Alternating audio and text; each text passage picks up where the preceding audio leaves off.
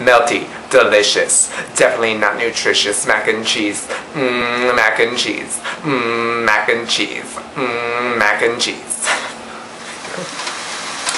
Hey everybody, I got a request from the other day for a recipe for a 5-cheese macaroni and cheese from my big brother Daniel. So that's what I've got going on right now for you. In the pot here, we've got turkey sausage, just kind of, cooking that off, browning it a little bit. To this I'm going to add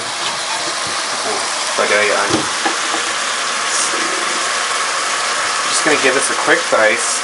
Seen you do this before.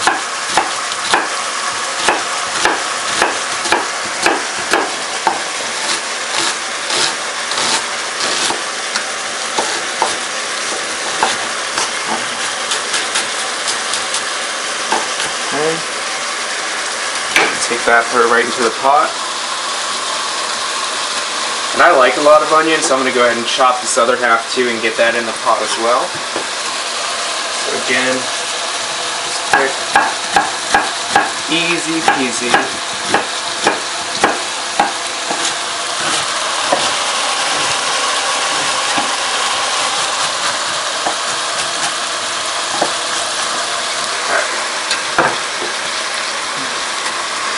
I don't know if you can hear it outside, probably not, but it's kind of thundering its ass off. It's been raining and nasty here in Savannah for the last 3 hours, so I spent the last 2 hours taking a nap and the last hour setting up to do this for you. Good comfort food on a rainy day. Okay, so I'm going to give this a little stir now. We're just going to kind of sweat these onions out. Sweating, you're really just extracting the flavor from the onions without browning them. So they won't get any kind of caramel color to them, but you will get all that nice onion flavor without that sweetness that comes along from a caramelized onion. Okay. Alright, so now we're going to prep out some garlic. For the most part I have these peeled and ready to go. I'm just so in love with this little Macnchz. That's why I keep using it in front of you. I want you to buy it. Trust me, it's a lifesaver. Okay. Well. There we go. Okay, so we're just going to start pressing all this garlic into the pan. And the great thing about using this Dutch oven for this is that I'm really going to be able to do pretty much everything in this pan. I'm going to build the entire dish in there, bake it in there, serve it from there. It's a pretty awesome thing if you don't have a ton of dishes to wash. Probably one of the things I hate doing most. Okay. Alright, that's it for our garlic.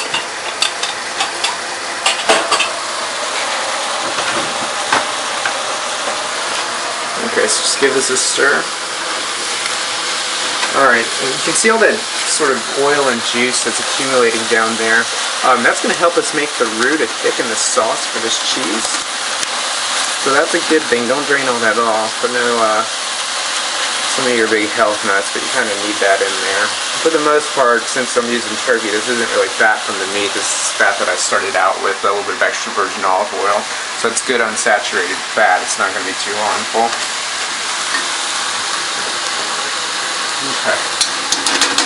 So once the turkey gets brown, you're ready to start your sauce. I'm going to go into this now with about half a cup of flour.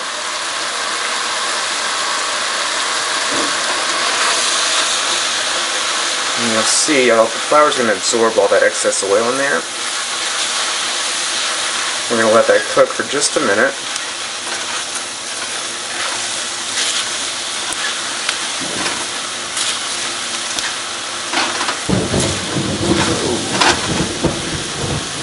Whoa! I hope you heard that, because it's pretty awesome. The lighting is like really intense right now.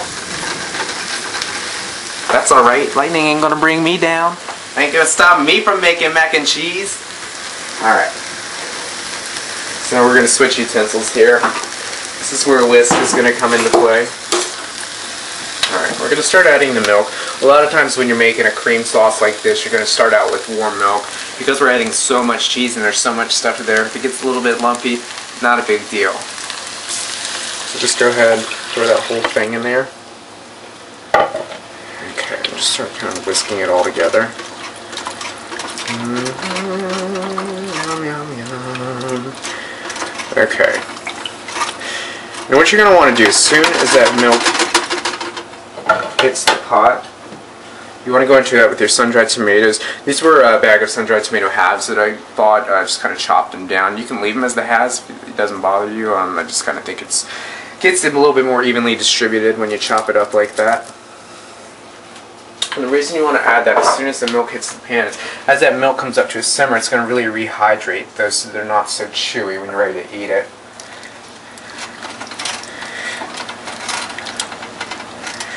Okay. And just as I've told you before, anytime you're making a white sauce like this when you're using a roux, once that comes up to a simmer, that's when it's going to be thickened to its maximum thickness. And you'll see it's not going to be super thick with just the milk on its own, but we don't necessarily want it to be because we're going to add a lot of cheese to that, and that's going to act as a thickening agent as well.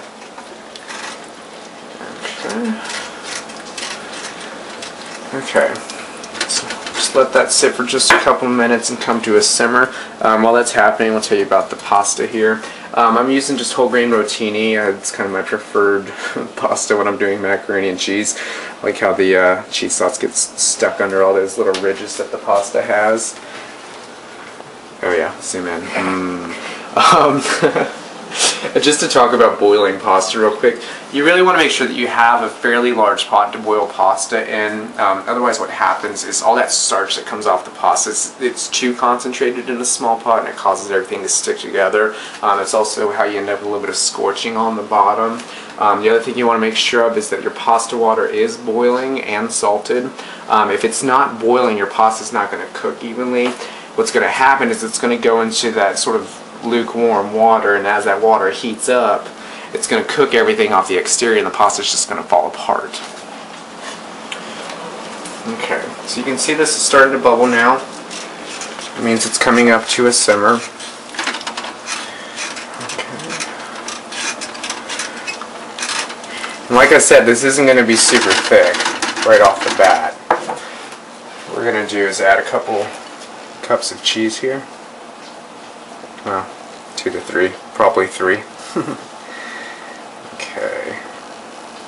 We're going to reserve some of that to go on the top when it goes in the oven.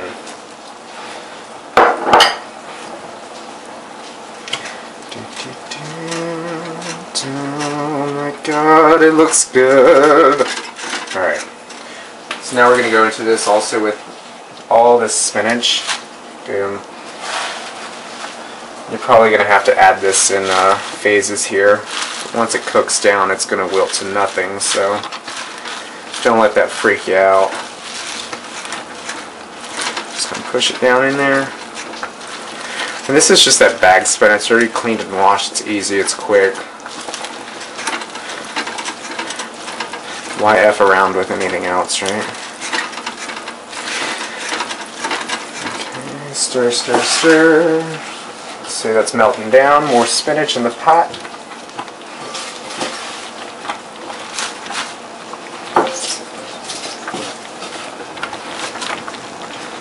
Okay. Uh-oh. I'm making a mess here. But anyone can tell you that's kind of how I roll.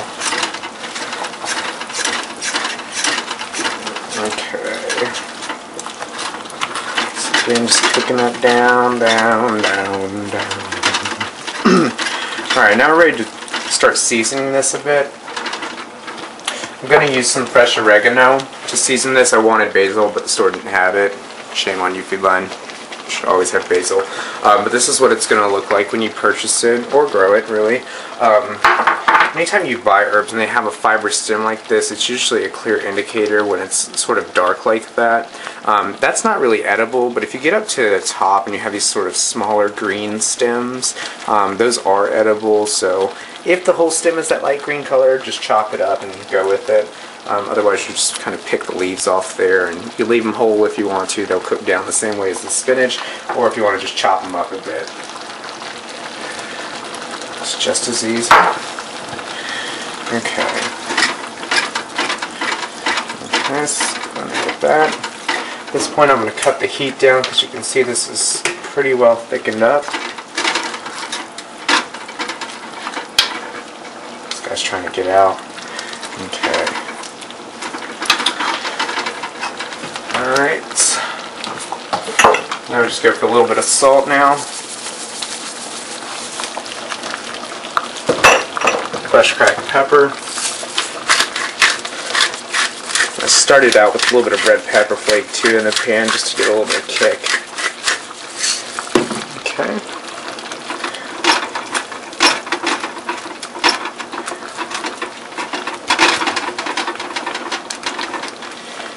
Okay. Alright, so at this point you're going to want to taste your sauce there. Once you get the pasta in there, it gets a little bit more difficult to do.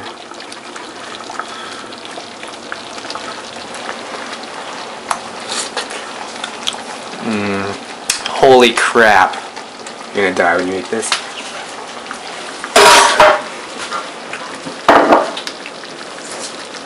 Okay. So now we're ready to go ahead and fold our pasta in there. Just go ahead and dump it right in. It's sitting here for a minute, so probably got some stickiness going on there. Okay.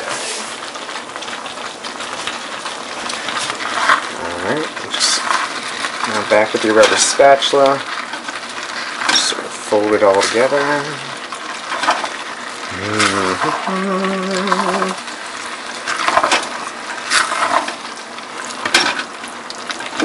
Okay.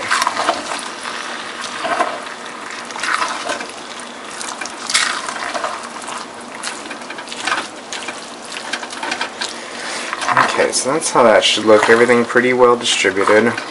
Course.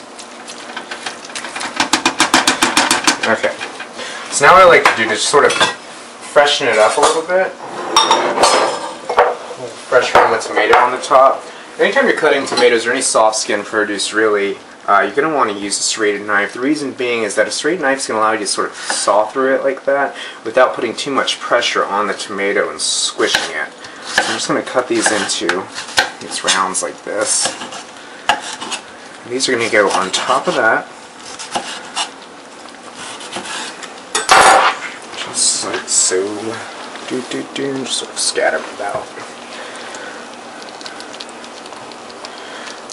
Okay, one more.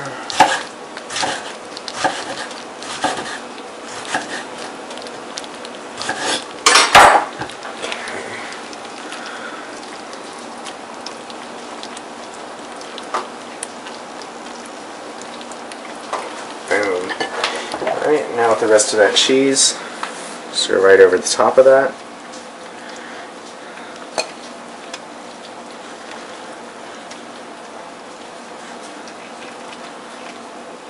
Here, I'm going to use it up.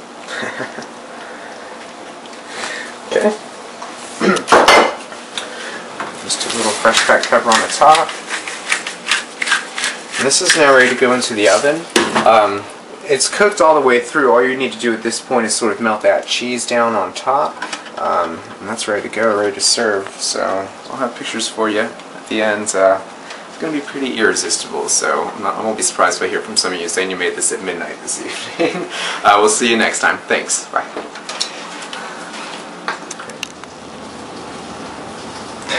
Hey guys. Okay, so it's been about 10 to 15 minutes. The macaroni and cheese is done. Just wanted to show you the grand reveal here.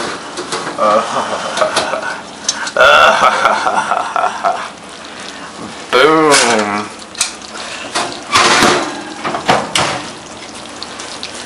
Bubbly, delicious, golden brown goodness. Obviously, you're going to let it cool down slightly before you eat it. Or if you can't resist and do this now, I'm not going to be held responsible for any burns that you may receive. So yeah, that's that. That's macaroni and cheese. You can see it makes quite a bit, so feel free to cut that recipe in half if it's just you and somebody else, or I don't know, if it's just you and you want to eat that whole pot, by all means, do whatever makes you happy. I'll have some pictures of this for you right now. melty, delicious, definitely not nutritious mac and cheese. Mac and cheese. Mac and cheese. Mac and cheese.